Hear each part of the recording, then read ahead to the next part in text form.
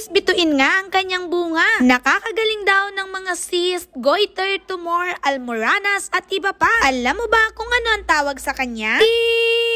Hello mga bishi! Dito nga sa isang resort malapit sa amin ay mayroon akong nakitang kakaibang halaman. Ngayon ko pa nga lang siya nakita at hindi ko akalain na ang ganitong halaman ay kayang tanggalin ng mga bukol-bukol natin sa ating mga katawan. Ang kanyang mga dahon ay katulad sa halaman na talisay. Ito yung puno na kalimitan nating nakikita sa tabing dagat. Botong tree, fish poison tree nga ang ibang tawag dito. Pero mas kilala siya sa tawag na bituon o bulb bituon. Samantala, ang kanya namang scientific name ay Barringtonia asiatica. Sa ilang bahagi nga ng India, ito ay pinapalaki upang magkaroon ng lilom ang mga daanan. Sa Pilipinas naman, bibihira mong makita ang ganitong uri ng halaman. Kung mayroon kang ang tanim nito, napakaswerte mo. Dahil ang sabi nga ng marami, ang dahon at bunga nito ay nakakagaling ng mga sakit. Take note mga bishi, hindi lang basta-bastang sakit ang kayang pagalingin ito. Cyst, goiter, almoranas at kahit ang pananakit ng tiyan, kaya daw pagalingin ng halaman na ito. Sa katunayan nga, ito ay kasalukuyang ginagamit ng aking pinsan bilang gamot sa kanyang goiter. Pero paalala ko lang sa inyo mga bishi na ang halaman na ito ay nakakalason. Kung ito nga ay inyong gagamitin bilang panggamot sa inyong mga karamdaman, siguraduhin nyo lamang na hindi ito mapaglalaruan ng mga bata sa inyong mga tahanan. Kung masakit nga ang inyong tiyan, pwede kayong kumuha ng dahon nito. Idarang nyo nga lang saglit sa apoy para uminit at saka ninyo itapal sa tiyan na masakit. Kung ikaw nga ay broken hearted, naku, hindi ko ma-advise na gamitin mo ito para itapal sa puso mo. Dahil tanging siya lang ang makakagaling ng iyong pusong sugatan. Charis!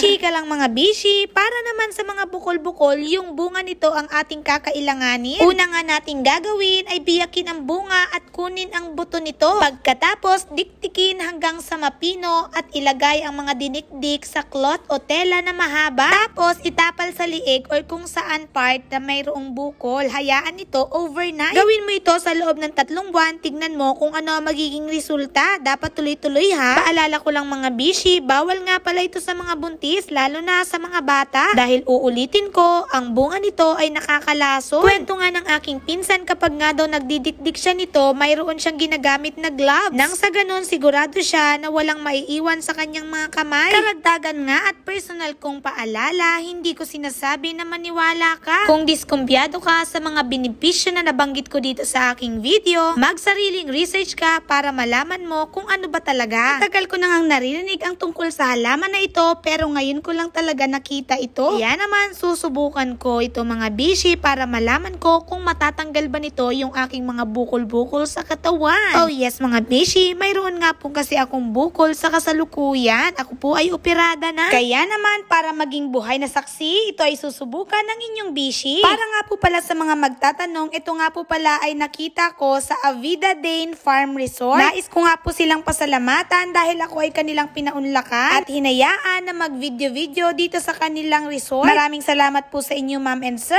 Uulitin ko sa inyo mga bishi, kung diskumpiyado ka sa mga benepisyo na nabanggit ko sa aking video, magsariling research ka. Hindi ko naman kasi sinasabi na maniwala ka kaagad, diba? Kung nagustuhan mo nga itong aking video, paki-follow, like, and share naman ito. O, paano ba mga bishi? Hanggang dito na lang muna. Maraming salamat sa inyong patuloy na panonood. Paalam!